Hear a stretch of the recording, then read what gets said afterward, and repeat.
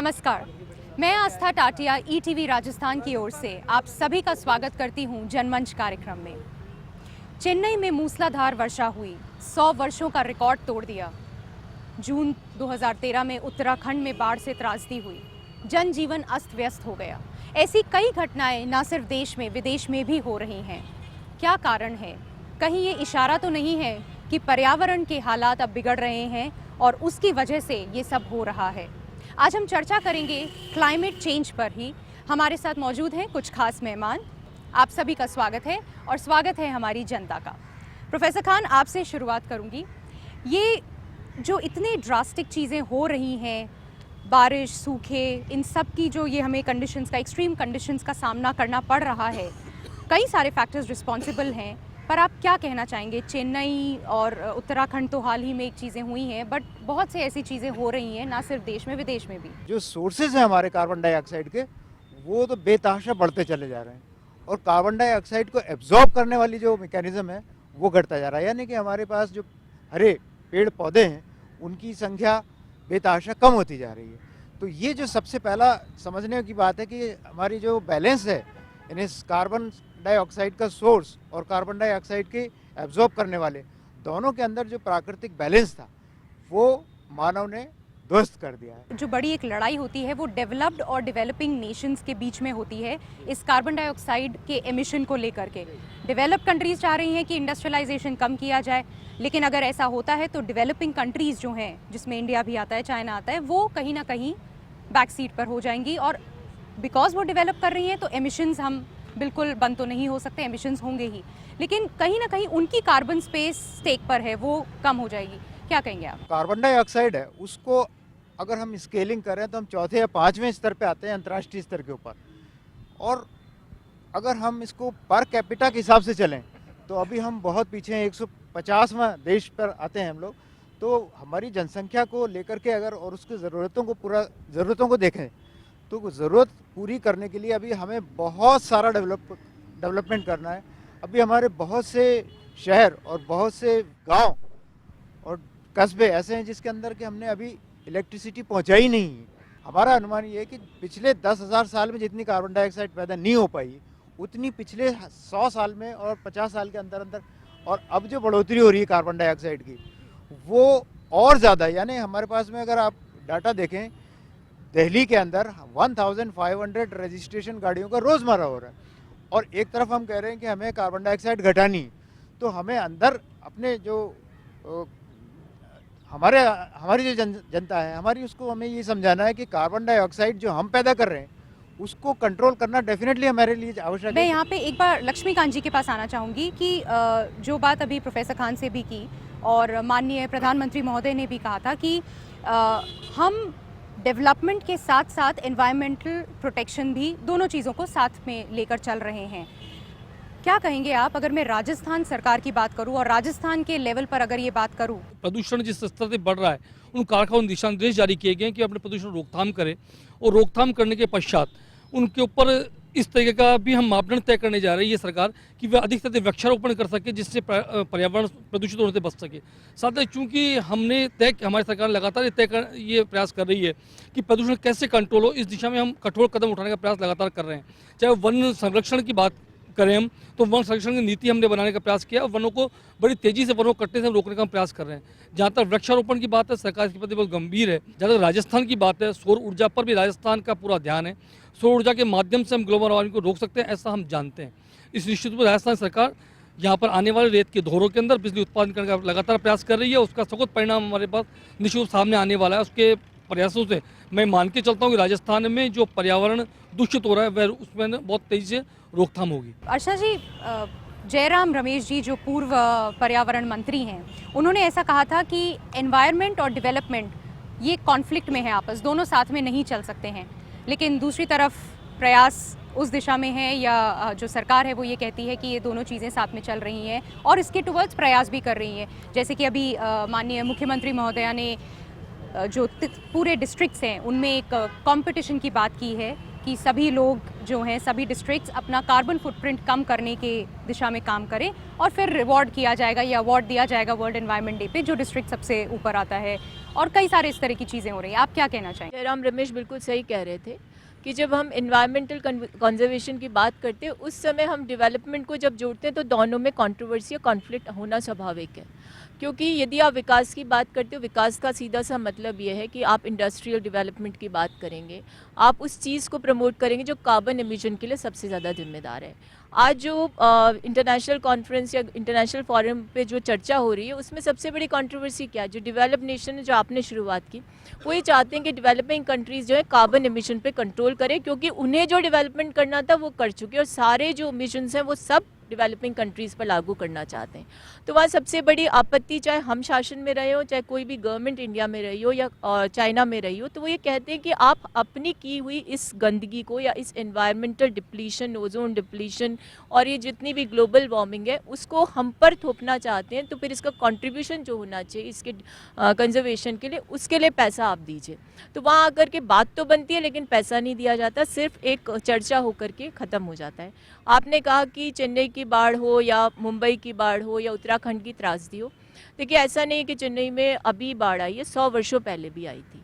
लेकिन सबसे बड़ी विपदा ये है कि हम जब प्लानिंग करते हैं, अर्बन प्लानिंग जिसको बोलते हैं, उसमें हम नियोजन की जगह अनियोजित प्लानिंग करते हैं, अनप्लान डेवलपमेंट होता है। उसमें आप देखें तो एक छोटा सा उदाहरण ले लीजिए, जब हम किसी भी अर्बन एरिया का डेवलपमेंट करते हैं, जो एजेंसी उसके लिए जिम्मेदार है, चाहे म्यूनिसिपल कॉरपोरेशन हो या कोई अथॉरिटी और नोडल एजेंसी के रूप में, तो वहाँ पर जो पब्लिक रिप्रेजेंटेटिव्स होते हैं उनकी सबसे बड़ी जिम्मेदारी होती है कि उस प्लान डेवलपमेंट में वो एक ऐसी भूमिका निभाएं जिसमें कि ड्रेनेज सिस्टम प्रॉपर हो, सीवरेज सिस्टम प्रॉपर हो। लेकिन होता क्या है कि जनता के प्रेशर में आकर एक छोटा सा एक फार्मूला होता है कि जो सड़क बनेगी उसमें केम्बर होना चाहिए, ढलान होना चाहिए, जब पानी आए तो वो वहाँ से फ्लो कर जाए। जनमंच पर हम चर्चा जारी रखेंगे, अभी वक्त है एक छोटे से ब्रेक का।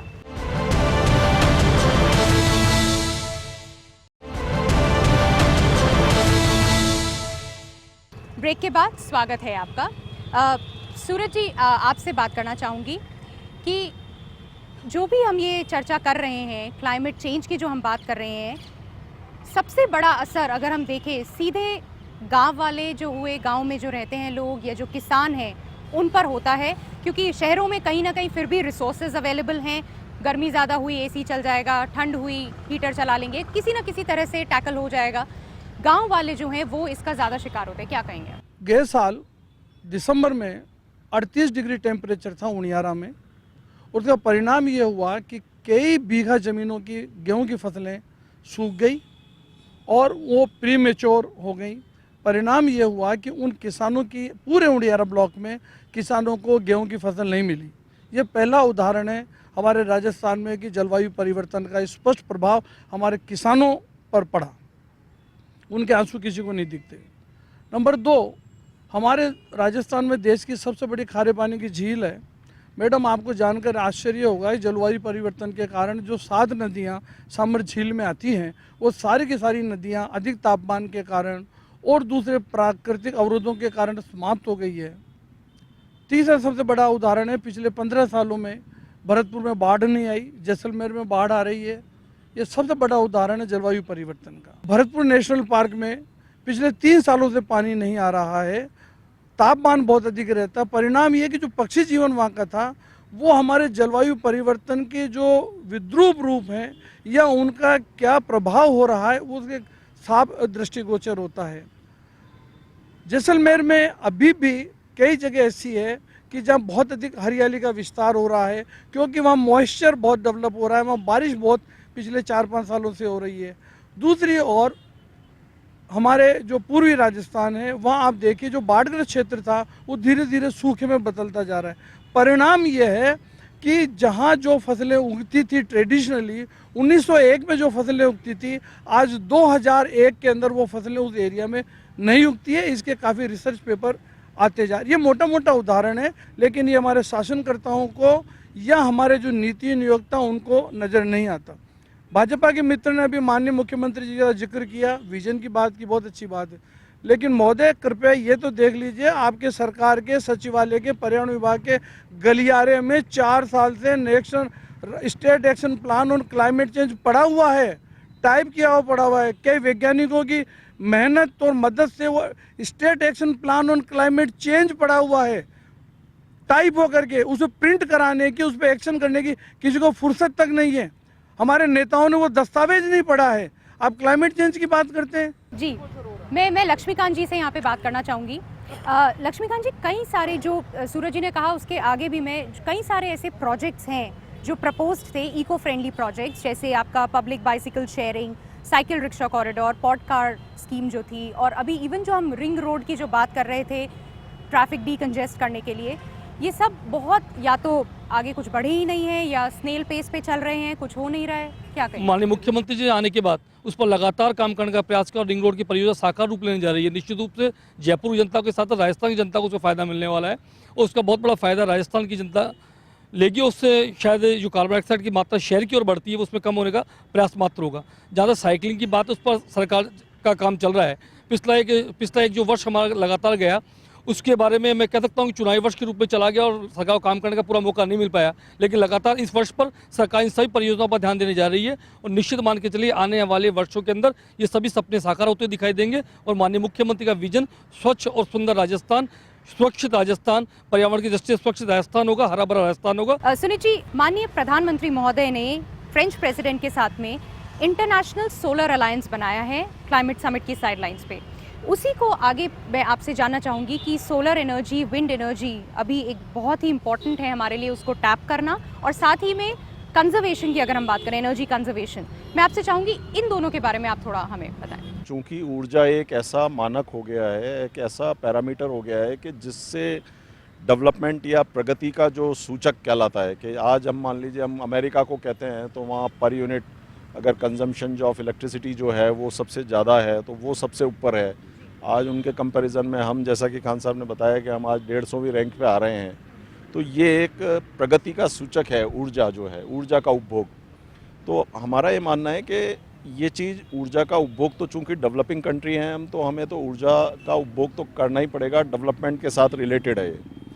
पर हमारा ये कहना है कि जो गैर परंपरागत ऊर्जा स्रोत हैं जैसे सोलर एनर्जी, विंड एनर्जी, ये एक ऐसे स्रोत हैं कि जिनको हमें अक्षय रूप से ये मिल रहे हैं प्रकृति की तरफ से, तो हम उसका अधिक से अधिक उपभोग करके हमारी ऊर्जा की ज़रूरतों को पूरा करें। तो इसके तहत अभी तक हम लोगों ने करीब 1264 मेगावाट तो सोलर एनर्जी का एस्टैब्लिश यहाँ हो चुका है अभी, और आगे का कार्य अभी जारी है। विंड में भी हम करीब 3780 मेगावाट अब तक यहाँ पे पश्चिमी राजस्थान में लगा चुके हैं, और उससे बिजली की आपूर्ति जो है वो विभिन्न जो डिस्कॉम की ग्रिड्स हैं उनको की जा रही है। इसके अलावा बायोमास बेस्ड भी पावर प्लांट्स यहाँ पे 114 मेगावाट के लगे हुए हैं जो कि हमें ऊर्जा की पूर्ति करने में हेल्प कर रहे हैं। और इसके अलावा अगर हम टोटल इंस्टॉल्ड कैपेसिटी का देखते हैं तो करीब मोर देन 25% हम लोग भी कंट्रीब्यूट कर रहे हैं इसमें इंस्टॉल्ड कैपेसिटी के हिसाब से। जैसे करीब 16,000 मेगावाट टोटल है, उसके अंदर से हम लोग मोर देन 4,000 मेगावाट का हमारा रिन्यूएबल एनर्जी का कंट्रीब्यूशन है। तो that is a good thing, और हमें समय के साथ में इसको आगे बढ़ाना है और भी, और उम्मीद करते हैं आगे बढ़ेगा। दूसरा हमारा एक सबसे बड़ा जो कहना है वो ये है कि जो ऊर्जा हम कन्वेंशनल इलेक्ट्रिसिटी के रूप में उपभोग कर रहे हैं उसको हम इस तरीके से यूज़ करें कि हम उसका वेस्टेज ना करें कम से कम, और वेस्टेज ना करके और उसका एफिशिएंसी से यूज़ करें, दक्षता से उपयोग करें। जनमंच पर हम चर्चा जारी रखेंगे, अभी वक्त है एक छोटे से ब्रेक का।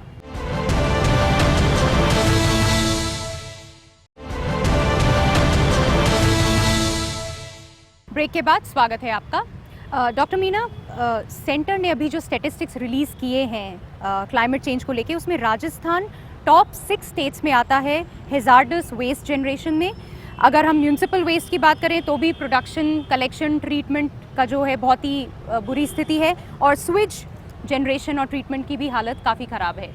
और आई थिंक ये एक बहुत बड़ा फैक्टर है अगर हम जहाँ पोल्यूशन की बात करते हैं और क्लाइमेट चेंज की बात करते हैं। क्या कहेंगे आप? दुनिया में CO2 प्रोडक्शन कोई अननेचुरल प्रोसेस नहीं है। करोड़ों सालों से दुनिया चल रही है, करोड़ों सालों से हर प्राणी CO2 का जनरेशन भी कर रहा है और प्रकृति उसका अपने हिसाब से उसका संपादन, डिस्पोजल भी उसका कर रही है। तो CO2 प्रोडक्शन के अंदर दो चीज़ है, एक आवश्यकता है, एक आदत है। मैं आपसे एक निवेदन करना चाहता हूं, जो भी इस चैनल को देख रहे हो वो लोग इस बात को सोचें कि जो व्हीकल आप दे रहे हैं वो आदमी की आवश्यकता के अनुसार दे रहे हैं कि ज्यादा दे रहे हैं। आदमी का जिस तरह से दुनिया भर के कार्ड बन रहे हैं उस तरह से कार्ड इस तरह का हो जिसमें वो कितनी सारी CO2 या कितना सारा ऐसा एयर पोल्यूशन, कितना पोल्यूशन है जो वो इन्वायरमेंट में अपनी तरफ से दे रहा है। CO2 प्रोडक्शन के अंदर ऑन एवरेज एक आदमी 7 से 8 टन CO2 हर साल में देता है, वो देगा, उसको आप रोक नहीं सकते, क्योंकि जीवन चलेगा तो CO2 का प्रोडक्शन होगा। तो एक तो ये चीज है। दूसरी बात क्या है, इसका समाधान क्या है? इसका समाधान यह है कि जो पौधे आपका CO2 का यूज करते हैं उनका प्लांटेशन बनाओ, तो ये आपका CO2 का समाधान हो गया। डेवलपमेंट जहां की बात है तो डेवलपमेंट बहुत आवश्यक है, जिस हिसाब से पॉपुलेशन बढ़ रही है। तो मेरा ये निवेदन है कि एनर्जी तो पैदा करो पर इको फ्रेंडली करो। अब इको फ्रेंडली जितनी भी सारी एनर्जी है जिसके अंदर CO2 का प्रोडक्शन कम है, जिसके अंदर कोयले का यूटिलाइजेशन कम है, लाइक आपका सोलर एनर्जी है, विंड एनर्जी, इनका आप काम लो ताकि वो इको फ्रेंडली है। इको फ्रेंडली टर्म को जब तक आप सही तरह से काम में लेंगे तब तक ही आप पर्यावरण को बचा सकते हैं। अब मैं आपको बता देता हूं उसके नुकसान की।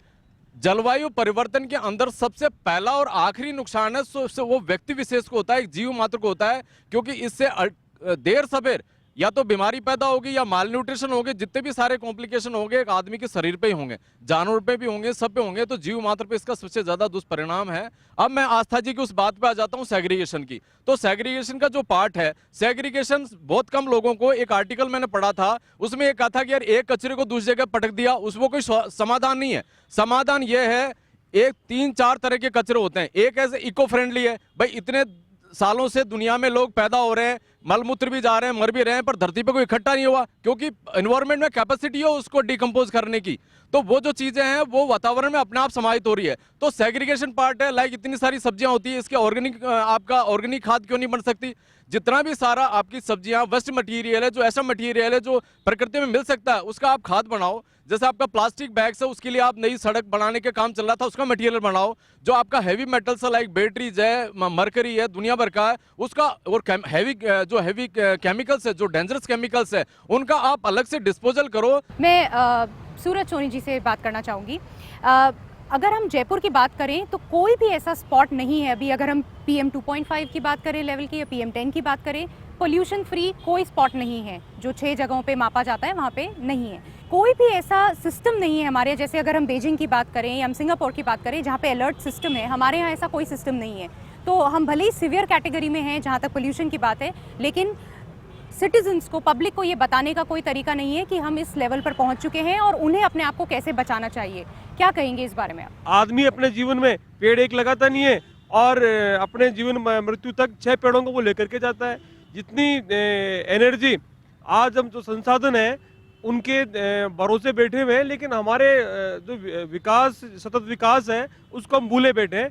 ठीक है, विकास होना चाहिए, अभ्युदय होना चाहिए देश के लिए, लेकिन सतत विकास की जो प्रक्रिया जो हमारे ऋषि ऋग्वेद में भी देते हैं, विंड एनर्जी की बात की जा रही है, सोलर एनर्जी की बात की जा रही है, तो मैं समझता हूँ कि ऋग्वेद में हजारों साल पहले इनका वर्णन हो चुका है।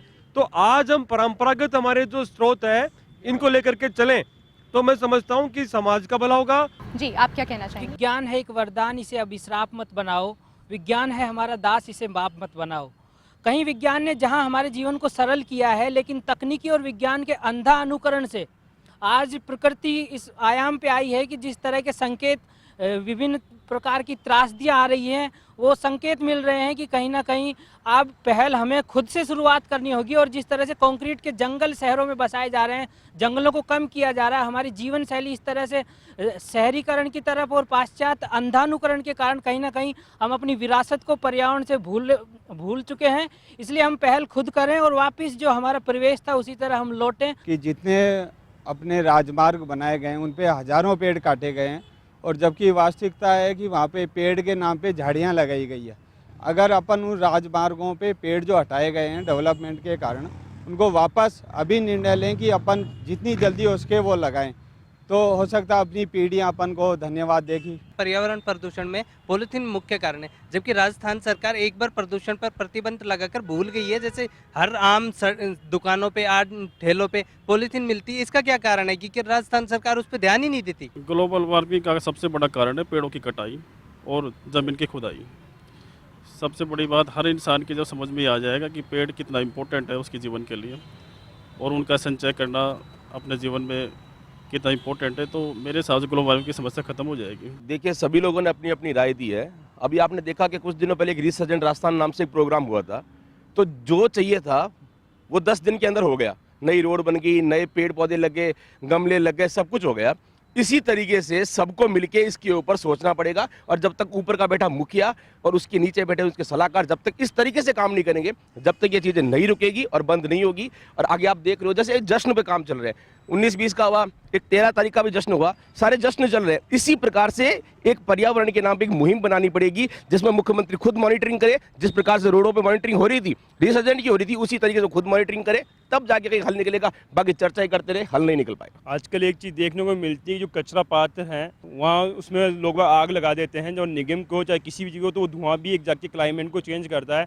और इसी के कारण आज हमारे जो जगह जगह पेड़ भी नहीं है, तो हम चाहते हैं कि सब इंसान को एक पहल करनी चाहिए कि अपने जीवन में कम से कम साल में 10 पेड़ तो लगाना चाहिए, और अपने साथियों को सबको मिलकर भी उसके बारे में जानकारी देनी चाहिए, ताकि इस क्लाइमेट को अपन रोक सकें। आज जो हमने जिस मुद्दे पर चर्चा की है, क्लाइमेट चेंज, उसे अब हम एक सीजनल हैजार्ड के रूप में नहीं ले सकते। चाहे पोल्यूशन की बात करें, अगर ये एक नेशनल इमरजेंसी है, तो अपने लेवल पर सरकार जो करेगी, जो पॉलिसी बनेगी, वो एक एस्पेक्ट है। लेकिन अगर हम राजस्थान की बात करें या हम अपने लेवल पर बात करें, तो बहुत ज़रूरी है कि ग्रीनरी की जो एक हमने बात की है, पेड़ों की बात की है, जो कि क्योंकि कार्बन डाइऑक्साइड का एमिशन रुक नहीं सकता, जैसा डॉक्टर मीना ने भी कहा। और डेवलपमेंट की अगर हम बात करें, तो carbon dioxide, India being a developing country, वो चलता रहेगा एमिशन। लेकिन उसको कैसे कंट्रोल करना, आवश्यकता हो उतना ही एमिशन हो, उसके लिए ये ज़रूरी है कि जो एक नेचुरल मैकेनिज्म है, जिसके तहत पेड़ लगाए जाने चाहिए, और जो पेड़ कट रहे हैं उनको रोका जाना चाहिए। क्रॉप बर्निंग, इस तरह की जो चीज़ें हैं, उन पर लॉज ऑलरेडी हैं, पर कहीं ना कहीं एनफोर्समेंट की कमी है, इम्प्लीमेंटेशन की कमी है, उसे किया जाना चाहिए। वेस्ट की जो हमने बात की है, वेस्ट डिस्पोजल हुआ, वो चीज़ पर ध्यान देना चाहिए। एनर्जी कंजर्वेशन हुआ, ये सब चीज़ें अगर हम अपने लेवल पर जो कर सकते हैं वो करें। और साथ में सरकार के लिए ये बहुत ज़रूरी है कि पॉलिसीज़ एक चीज़ है, लेकिन जो एक अलर्ट सिस्टम की हम बात कर रहे हैं, उसको आसान, मतलब एक अर्बनाइजेशन की भी हम बात करें, शहरीकरण हो रहा है, लेकिन वो अनप्लान्ड तरीके से हो रहा है, वाटर बॉडीज़ ख़त्म की जा रही हैं, तो जाहिर सी बात है चेन्नई और उत्तराखंड जैसे किस्से और होते रहेंगे। बहुत ज़रूरी है हम इस चीज़ को समझें और इसको अपने लेवल पर टैकल करें। जनमंच पर आज इतना ही। बहुत बहुत धन्यवाद।